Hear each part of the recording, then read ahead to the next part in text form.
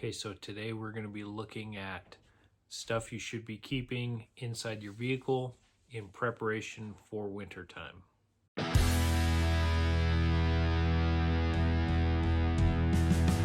So stuff to keep in mind for when you have things in your vehicle during winter time is you're going to have a lot of that freeze, thaw process going on. And so if you're going to store something in your vehicle, like bottles of water or stuff like that, when it freezes, it'll break. So all this stuff you're going to see here is safe for winter time. So let's get into it. So this is the bag that I normally keep in the back of my car. We've got a sleeping bag in here. It's a full-size sleeping bag, that way two people can get in there if need be. We've got our toiletries. In here we've got a medical kit. We'll go over that later. A nice big tow rope. Most of the time you're just going to be pulling people out of the ditch with this. So jumper cables are super important during the winter months because it puts more strain on your battery, and so it's a lot more likely that you're going to have to get jumped or jump somebody else's vehicle. Hand warmers are an excellent thing to keep in your vehicle. I just get the big packs, that way I can share, and if you're cold, you just crack open 10 of these and that'll warm you up pretty quickly.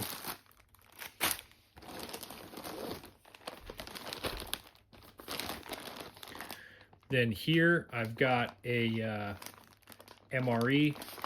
This one is I believe firefighter designation, so you've got 2 meals in one, so it's a lot higher calorie than your regular MREs. And nothing in here is freezable or will be damaged when it's frozen. It's all dry or semi-dry goods. So this is really calorically dense, good stuff to have. And of course a pair of gloves, a handkerchief, electrical tape, paracord,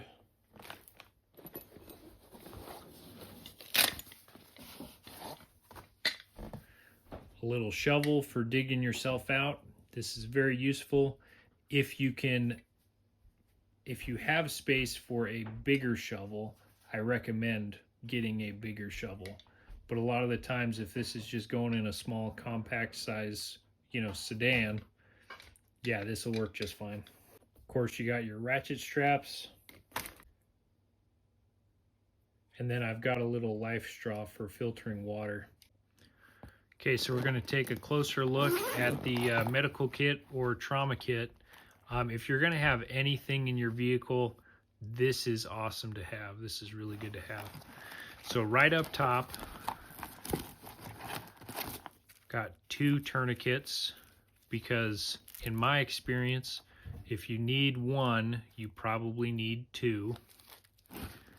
And make sure that they're good quality. You don't want to get just the plastic Temu ones. And then I've got a nice trauma dressing.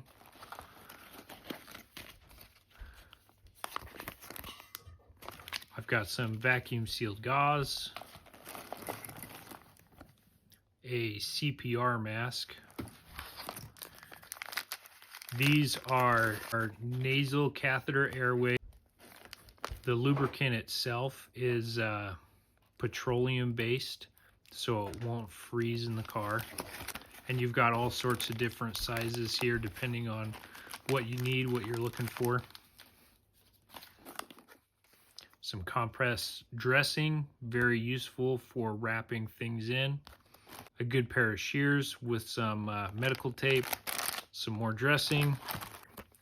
These are 14 gauge needles with the catheters around them. That way, if you've got any tension pneumothorax or hemopneumothorax, this is really good for being able to relieve the pressure from that. Then, of course, a good little flashlight. This one's nice and bright. The Streamlight Micro Stream. This is the rechargeable version, which is super nice, so I don't have to worry about batteries as much. And then, of course, the Leatherman Wingman. Then lastly in here, I've got a little boo-boo bag. This just has, you know, cough drops, Band-Aids, ibuprofen, stuff like that. This is for the not so serious stuff. Now, one of the things that I don't have in the trauma bag is a chest seal, but I do have duct tape. I know it's not the same, but in my experience, chest seals degrade very quickly during winter time, and so it's just hard to keep a fresh supply. If I had tons of money, you know, then yeah, I would totally have extra chest seals that I keep in my car. But I just keep tape in there. So another thing I forgot to mention was Narcan. Um, Super important to have. Really important. There's a lot of crazy stuff out there today.